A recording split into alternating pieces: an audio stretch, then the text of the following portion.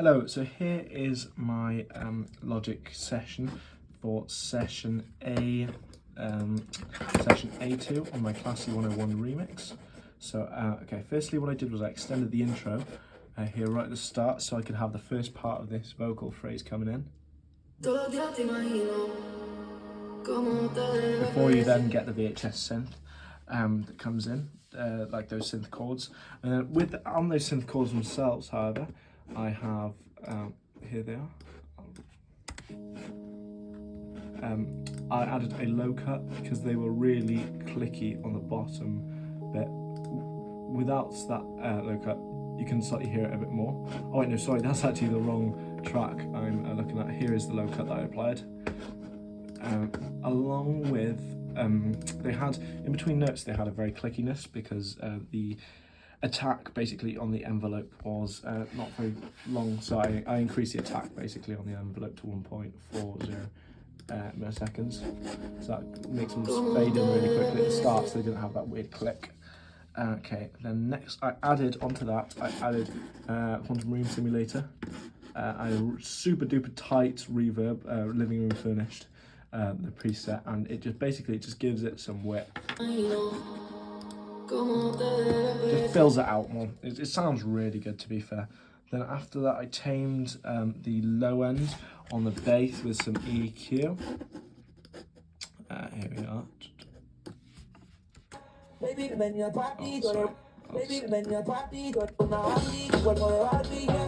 Using a bit of track spacer, so I basically just compressed it a little bit, very subtly, 4%, along with some EQ. They're taking up super lows, and yeah, just some more tongue around 80 Hz, so it's really punching through. Because I mixed it on my laptop speakers, it was super duper boomy mix wise, so that really helped to sort that out. And yeah, I just brought the kick down a bit as well. And then what I did next was I created a track stack for the hats. And on this track stack, I placed backmask, which is basically like a reverse plugin that happens alternatively and every quarter of a bar. And the mix knob, what is it at? It's on 5%, so it's really low mix. But it, along with that then, took out some of the low end from those hats, and again some Quantum Room Simulation to just fill them out about, same one, Living Room Furnished. And it just, within the context of the mix, they just feel actually sort of in the room a bit more. Then, along with that, well, you can't really hear it unless I have it activated, but it's white noise basically.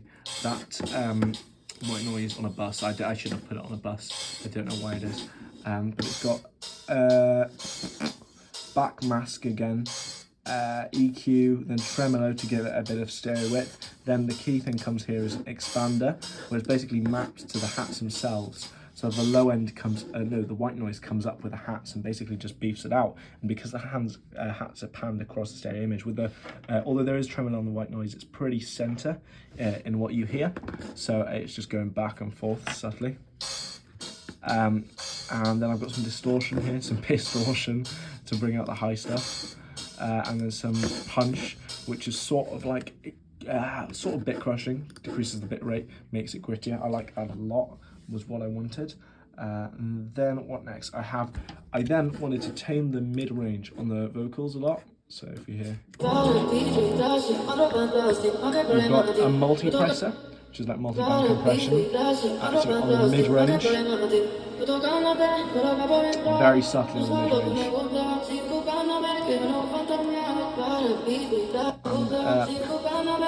Oh no, sorry, it's not really working there. It's super doing stuff here. Yeah, see it really working there. That's just because I felt like, because they're limited stem splitting capabilities of Logic, I felt like it wasn't nice to listen to. And it was constantly phasing in and out, so to kind of make a more consistent dynamic range in the mid-range of the vocal, I applied that.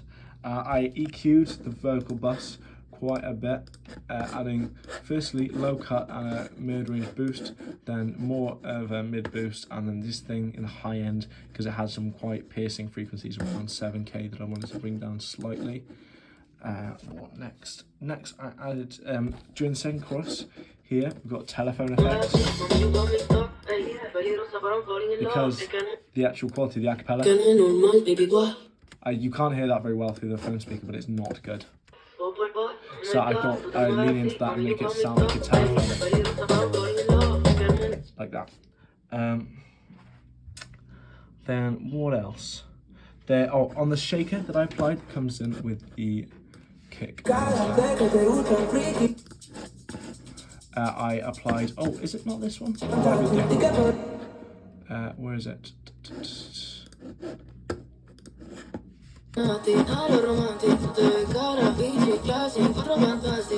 Here it is. No, sorry. I can hear it. Where's it? Ah, there it is. Yeah. So this I applied STFU, which is basically volume envelope, so it makes it really clicky and very full of attack. Then after that, I applied some track spacer to the cowbell. No, here it is. In time with the kick. So basically it's just sidechain to the kick where it takes out only the low frequencies at that time. It's really subtle, but I just felt like they were quite booming. I wanted to give the kick and bass a bit more space in that low end. And then along with that, I wanted to make the cowbells click more.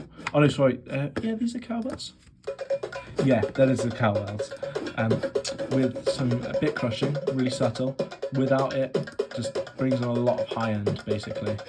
And then I applied an EQ afterwards, which is subtly boosting those high frequencies again for that clickiness I really wanted. I think that sounds great within the context of the mix. What else? Oh, I gave, then on these vocals as well, I gave them a room reverb, again QRS room, like. Oh, actually this was Chroma Verb, another Logic stock plugin. Great. Yeah, no, great plugin. Then along with that, I added some delay with a low pass using Crumble. Excellent. Sounds really cool, the combination of them with the wet vocal and then the low pass delay. Then as well, I brightened the hat and the clap on the drop. Here we are.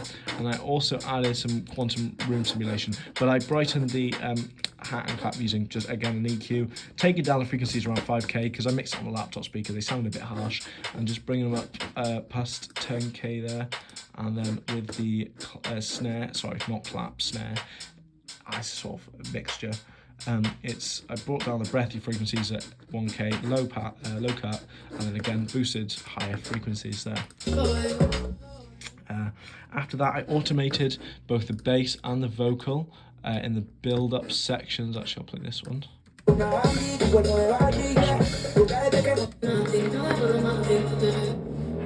Just so you've got a low cut frequency that comes up towards the end, and then obviously you've got the high cut that comes up there. But that low cut automation really takes out the bass lower frequencies in the build, which is great. Then I've also applied some plate reverb automation, so the dry frequency comes down and the wet comes up, and that's applied on both choruses. Same with the bass automation actually. And then on the build as well, we originally had this rhythm with the snare ring shifted. I pitched that same snare down and added it as like a second snare, like that. Again with ring shifter on it. Sounds really cool. I like it very much. And then the final thing I did was on the end of the choruses, the tail was quite long on the bass, so I basically just faded up the low cut like that at the end, just to stop it ringing out. And that was pretty much it for today's session. It was extremely mix heavy, to be fair.